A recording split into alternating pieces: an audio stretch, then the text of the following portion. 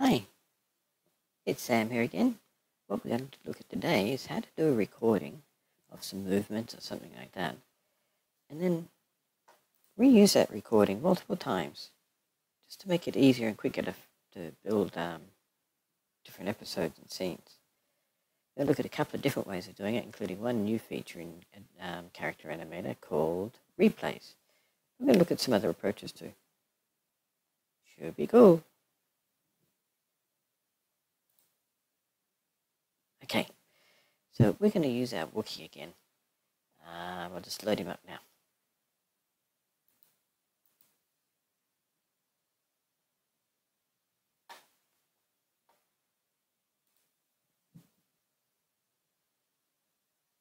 Okay, so here's our Wookie scene. And what we're going to do is, let's just make him wave his hands around a little bit. Okay, so to do that, first we're going to make sure we have the Wookie selected in our scene. The red dot's clicked and armed. We come over here, we look at his different behaviors, and his dragger is armed. As long as, if this one's armed to position X, I can just disarm it. It actually doesn't make any difference for position X, because if I don't actually change the value, it won't actually record anything, but I'll just disarm that one anyway. Cool, so I've got that one armed and nothing else. Another quick way of doing it is to control click, which will turn everything on or everything off, and then you can just single click without the control to turn that single one back on. Okay, so what we're going to do is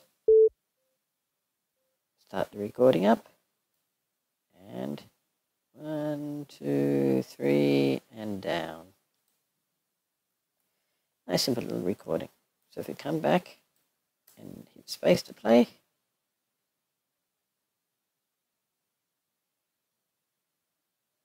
okay, so there's a little bit here at the end where he's not doing anything. So I'm going to trim that back. And he didn't actually start moving until there, so I'm just going to grab this edge and bring that like that. And I'm just trimming it. So now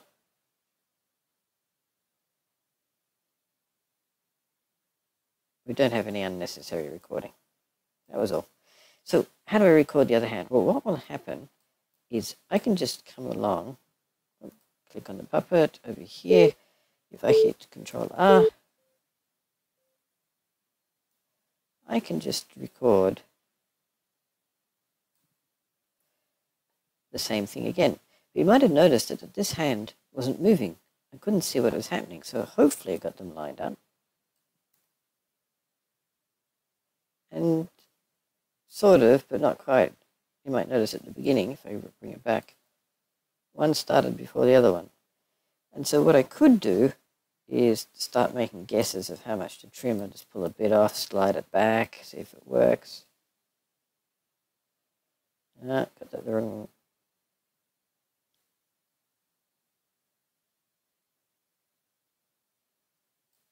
I'm going to get rid of a bit more. You can see what I'm sort of doing. Hopefully I'm just down here trimming some stuff off the beginning and see if that works.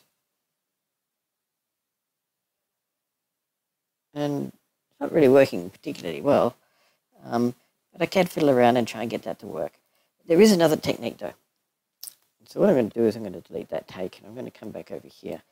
And on the puppet, I'm going to click up the top here, above his, above the name and so forth, and that brings me to the top level. And what I'm going to do is add a second dragger behavior. And where have we gone? So we've got dragger, and now we've got dragger 2. Very creative names it comes up with, but that suits us fine. So we come back to the record mode. And what I can do now is there's 2 draggers. You probably never want them both recording at the same time.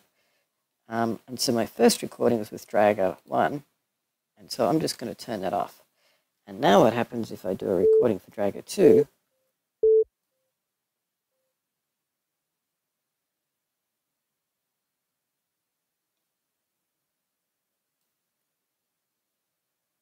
And I understand why I was getting confused now, because I deleted the wrong one.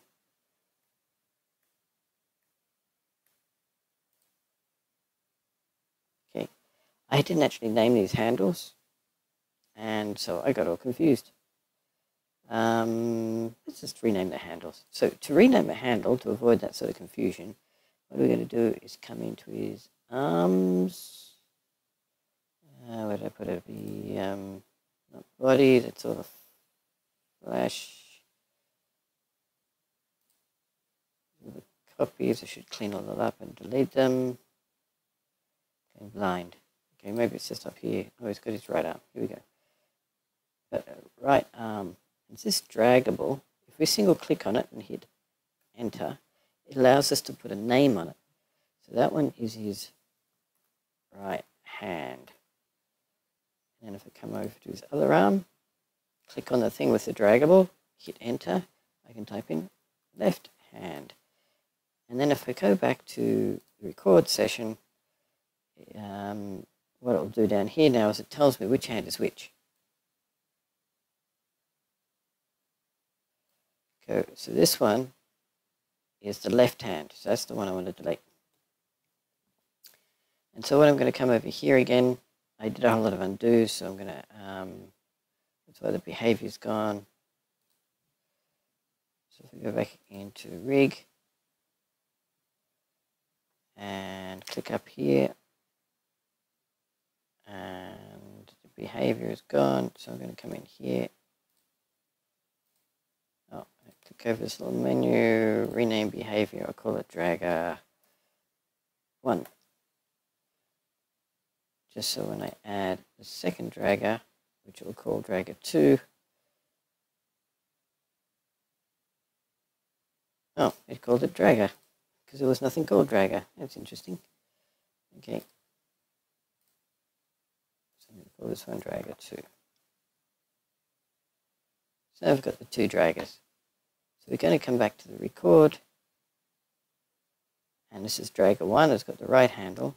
And so what we're going to do is disable dragger 1 and only leave dragger 2 on. And what you'll notice is dragger 1, which is his right hand here, is going to move, which makes it easier for me to try and line up dragger 2.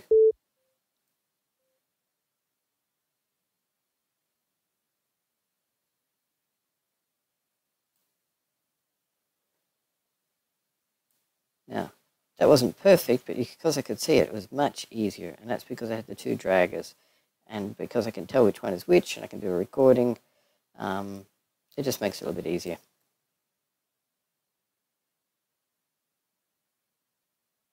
You might have noticed I didn't get the timing quite right at the beginning, but I'm not going to bother fixing that. Okay, so here's my recording. So what happens if I want him to make him do it a second time? Well, if you can either use things like dragging at a rectangle on one and hold down the shift and click on another one. But if you select them both, you can do a very amazing thing called copy and paste. Okay, it's not really that amazing. But you can do a copy, move the playhead somewhere else, do a paste, and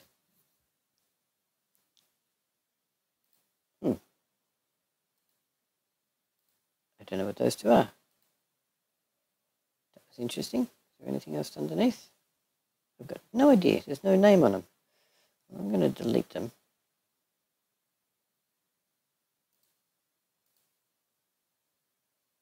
That's rather peculiar, isn't it? Got left hand and right hand. Oh, so what the idea though is, it hasn't caused any problems. Maybe because I pasted onto a particular dragger, because I used 2 draggers. But okay, what is going on here? I'm going to try that again. So because I normally have them all on the one dragger, so it might have caused a problem. So I got this one dragger, do Control-C, Control-V to paste it, and oh, it's pasted it onto both scenes. Isn't that interesting?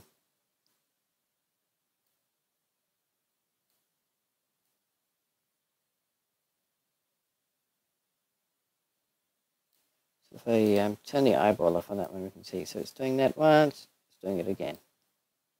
I just find it interesting because it doesn't have the handle name on it. No, it doesn't have the handle name on it.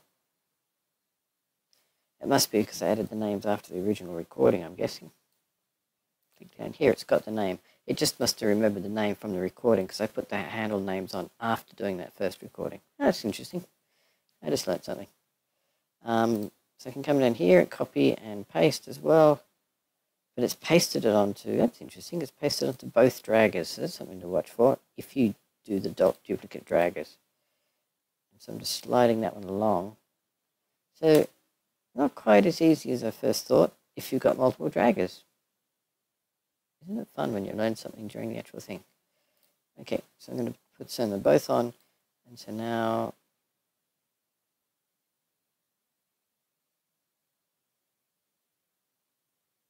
both of them are doing it. So that's one way of repeating. It's just a good old copy and paste. But it looks like if you've got multiple copies of the same type of behavior, it pastes on all of those behaviors. Okay. So what else could we do? Well, there's a few other approaches. And so what we're going to do is now have a look at replays, which is a new feature of the latest version. So I'm going to get rid of these two. And just drag out a rectangle, select them, hit delete, and I'm going to drag out another one and select these two. So what you can do, and you can do it with, well, maybe do an eye movement as well.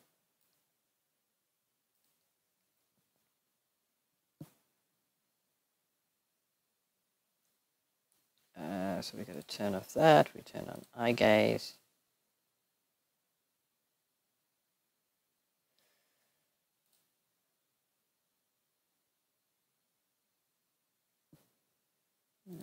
Reset.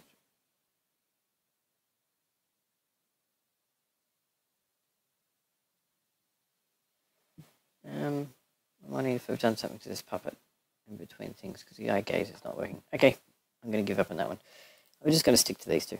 So we've got these two recordings. What you can now do is if you right click on it, you can create replay and trigger. And so by doing this, I get a new trigger created over to the side here, and down the bottom I get a replay. So if I hit the replay button, preview because, okay, so if it's go, say, into stream mode, if we go into stream mode and hit the replay button, requires an armed enabled trigger to behavior. Okay. So it's because I do not have any draggers active. So I'll turn the draggers on. Now if I hit the replay,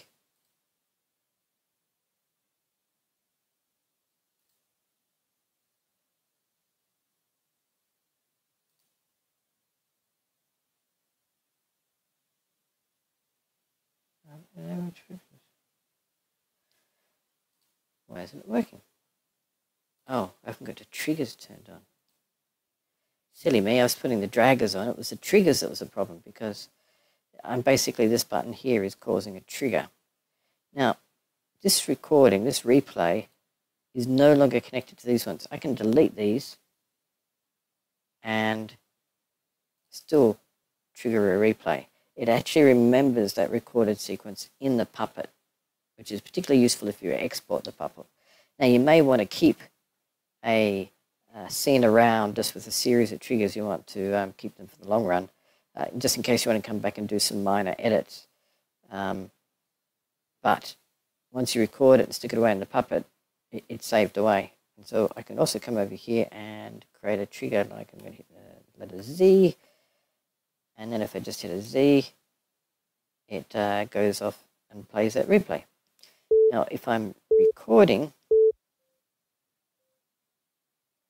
and I hit the Z, it plays that sequence,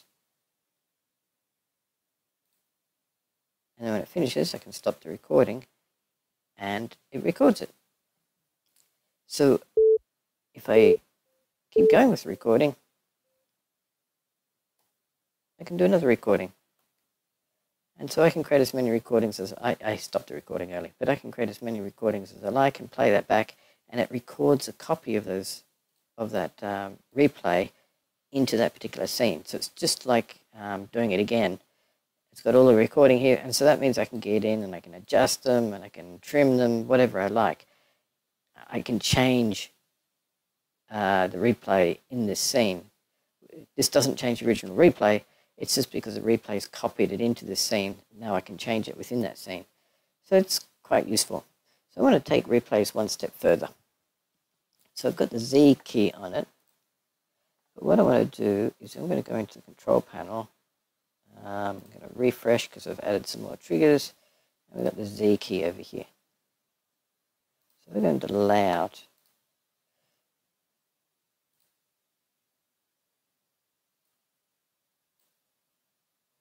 Now, I just happen to have a MIDI keyboard lying around.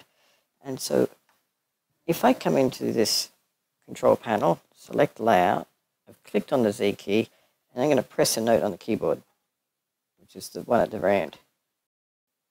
And what you'll notice is that it's gone a light color, and it's put C1/1. And that basically means it's MIDI channel number 1, C1, it's the actual note name. So what I can do now, if I go out of layout mode, I can come back to my timeline. Is I can come back here. I'm just going to delete them for the sake of it. I'm going to start a record. And during recording, I can press a note on the keyboard. Do it again.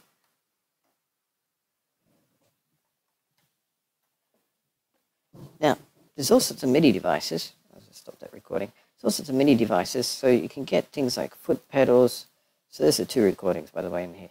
You can get foot pedals, all sorts of buttons, and all sorts of things. It's not only piano keyboards. That was just one I had lying around. And so this can be particularly useful with live streaming. With live streaming, you can now do something like have some pedals on the floor, and if you're playing a game and you're controlling a puppet at the same time, you can use your feet to control character animation, play this little victory dances or, oh no, I failed, sorts of little sequences, and you can stream them back live, because I can do these same things in streaming mode. I can do, and that's, you know, quite useful. And you might actually notice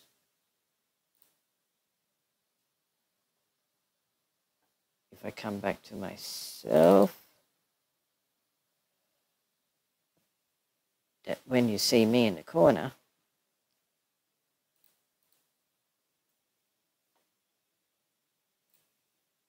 if you watch my hand, I can actually do some mouse movements.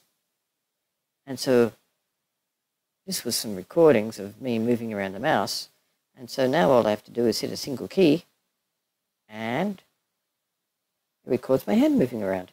So anyway, that went on a little bit longer. Sorry, there's a couple of mistakes in there along the way. Got myself in a knot, but just to review. So the first thing you can do is you can record. Sometimes it's useful having 2 draggers, but we just discovered during that one, well, at least I discovered during that one. That was, should have practiced that one beforehand, shouldn't I? But what you can do is have 2 draggers, which allows you to see one dragger while you're recording a second one. It looks like when you copy and paste, it pastes it into all the draggers.